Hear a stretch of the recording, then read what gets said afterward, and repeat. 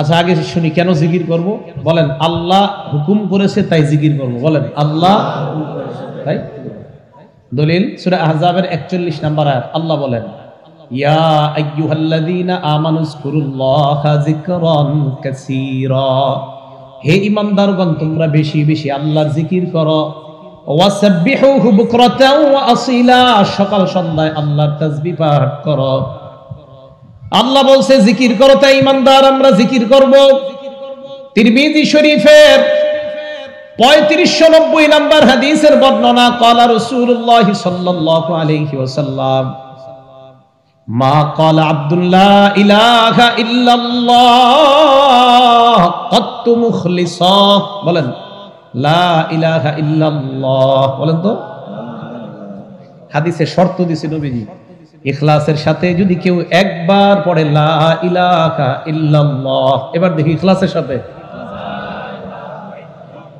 আচ্ছা আমিও ইখলাস পয়দা করি, আমারও হচ্ছে না মনে হয়, সবাই ইখলাস পয়দা করি যে হ্যাঁ হুজুর আল্লাহরে দেখানোর জন্যই আমরা এখন মুহাব্বতের সাথে একবার পড়ব লা ইলাহা ইল্লাল্লাহ।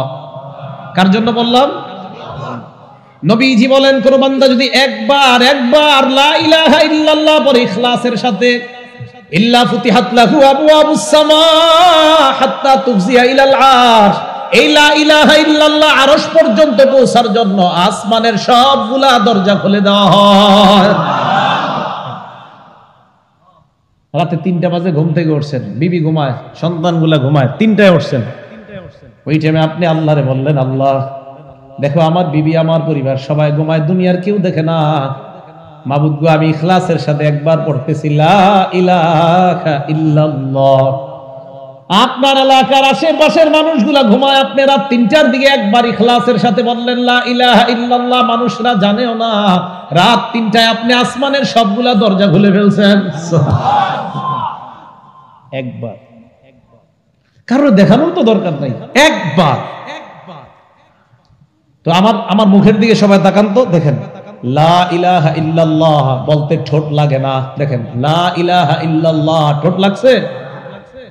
একটু সামনে আসেন, আপনি দেখেন, এ দেখেন ওনার সাথে আমি কথা বলতেছি, ওনারা দুইজন কথা কান, আমি লা ইলাহা ইল্লাল্লাহ পড়তেছি, উনি মনে করতেছে হা করে আছি। উনি কেন বুঝতেছে না ওই লা ইলাহা বলার সময় ঠোঁট লাগে না? তার মানে লা ইলাহা ইল্লাল্লাহ এমন এক জিকির, যেই জিকির আপনি চুপে চুপে করলে সামনের মানুষ বুঝতেও পারবে না, আল্লাহ তখন নিশ্চিত আপনার এই জিকির কবুল করবে, কারণ আপনি কোনো মানুষকে দেখাইতেছেন না। ট্রাই করে দেখেন, লা ইলাহা ইল্লাল্লাহ বললে কিন্তু ঠোঁট লাগে না। 10 জনের সাথে চা খাইতেছেন বসে বসে, মুখে চা নিলেন, সবাই গল্প করতেছে, আর আপনি একটু চা নেওয়ার পরে সবাই ভাবতেছে আপনি মনে হা করে আছেন চায়ের আরেকটু শোন নেওয়ার জন্য, আসলে আপনি তখন লা ইলাহা পড়তেছেন। তার মানে আপনার এটা দুনিয়ার কেউ দেখতেছে না। কে দেখতেছে? আল্লাহ। আর কেমনে বুঝাবো বলেন? তাহলে একবার লা ইলাহা ইল্লাল্লাহ পড়লে আসমানের সবগুলা দরজা খুলে যায়। ভাইও রাত 3টা 4টার দিকে কত সময় হাজত হয়, আপনার ইস্তেঞ্জার প্রয়োজন হয়, তো উঠলেন কেউ নাই, সবাই জাগ্রত, সবাই ঘুমিয়ে আছে, আপনি ওই মুহূর্তে চিন্তা করলেন আমার এই এলাকার যে দেপাশায়ের সবাই ঘুমাইতেছে এখন, তখন আপনি বললেন দিল থেকে ইখলাসের সাথে বললেন লা ইলাহা ইল্লাল্লাহ। কি আশ্চর্য কথা, এই এলাকার কেউ জানেও না আপনার জন্য যে আল্লাহ আসমানের সব দরজা খুলে দিয়েছে। তাহলে জিকির কেন করব? আল্লাহ বলছে 2 নাম্বার জিকির কেন করব? করলে লা ইলাহা ইল্লাল্লাহ জিকিরের মাধ্যমে আসমানের সব দরজা খুলে, তাই করব। তিরমিজি শরীফের 3592 নাম্বার হাদিসের বর্ণনা দেখেন। আগে আমার সাথে একবার বলেন আল্লাহু আকবার কাবীরা, পুরোটা আল্লাহু আকবার কাবীরা, আলহামদুলিল্লাহি হামদান কাসীরা, সুবহানাল্লাহি বুকরাতাও ওয়া আসীলা।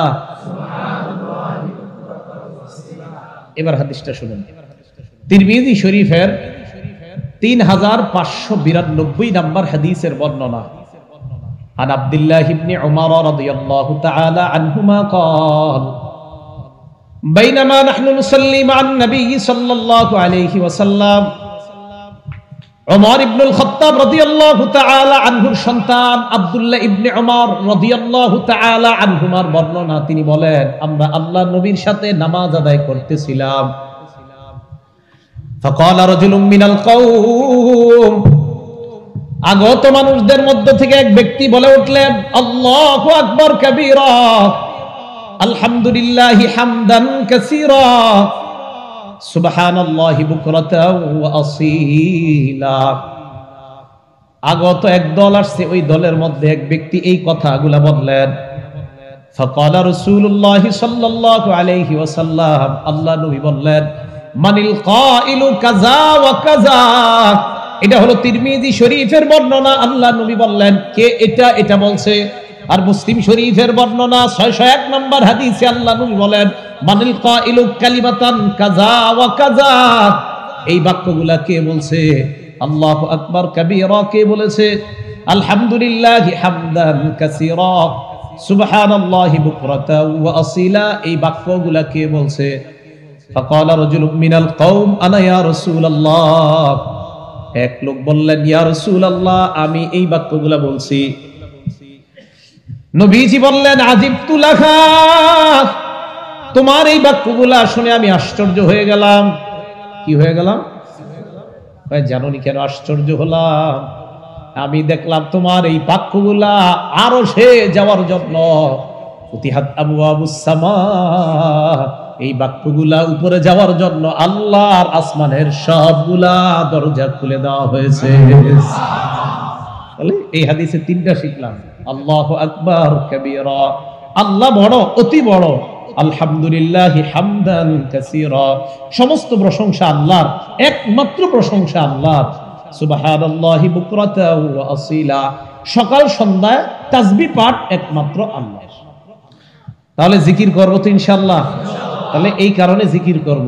একটা কিতাব আছে, নাম আল ওয়াবিল, ইবনুল কাইয়িম রাহমাতুল্লাহি আলাইহি লেখা। শাইখুল ইসলাম ইবনে তাইমিয়া রাহমাতুল্লাহ আলাইহির ছাত্র উনি। 691 হিজরিতে ওনার জন্ম।